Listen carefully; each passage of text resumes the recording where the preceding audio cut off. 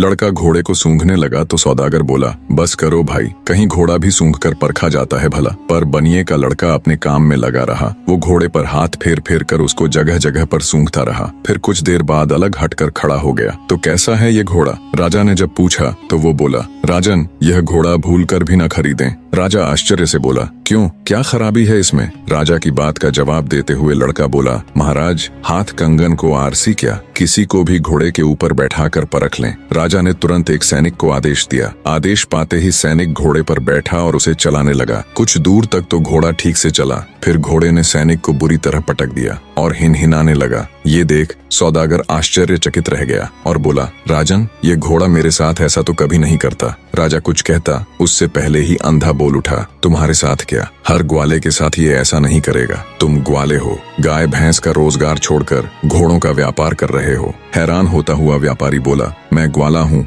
ये बात तुमको कैसे पता चली? अंधा बोला, यह घोड़ा तुम्हारे ही घर जन्मा है, इसके माँ बाप भी तुम्हारे पास ही थे। तुमने इस घोड़े को भैंस का दूध पिलाया है। इसकी महक लेते ही मैं समझ गया था, इसलिए मैंने महाराज को ये घोड़ा खरीदने से मना किया। सौदागर चकित रह गया। बनिए का अंधा लड़का एकदम सच कह रहा था। सौदागर ने हाथ जोड़कर राजा से क्षमा मांगी और चुपचाप अपने घोड़े को ले वहां से चला गया। सारा माजरा देख राजा उस बनिए के लड़के से बहुत प्रसन्न हुआ। उसने आदेश दिया, इसकी खुराक दुगुनी कर दी जाए और इसके रहने सहने का प्रबंध और अच्छे से कर दिया जाए। अब बनिए के तीनों लड़के बड़े ठाठ से राजा के यहाँ रहने लगे। एक दिन एक जौहरी राज दरबार में आया। उसने अनेकों प्रकार के हीरे जवाहरात राजा को दिखाने शुरू कर दिए। जौहरी के दिखाए कुछ हीरे राजा की बहुत पसंद आए। राजा ने तुरंत अपने सैनिकों को आदेश दिया कि बनिए के दूसरे लड़के को बुलाकर लाओ। बनिए का दूसरा अंधा लड़का आया। राजा ने उसे अपनी पसंद के हीरो को परखने के लिए कहा। वह लड़का टटोल कर परखने लगा। अधिक सुंदर दिखने वाले जवाहरात उसने अलग कर दिए और राजा से बोला,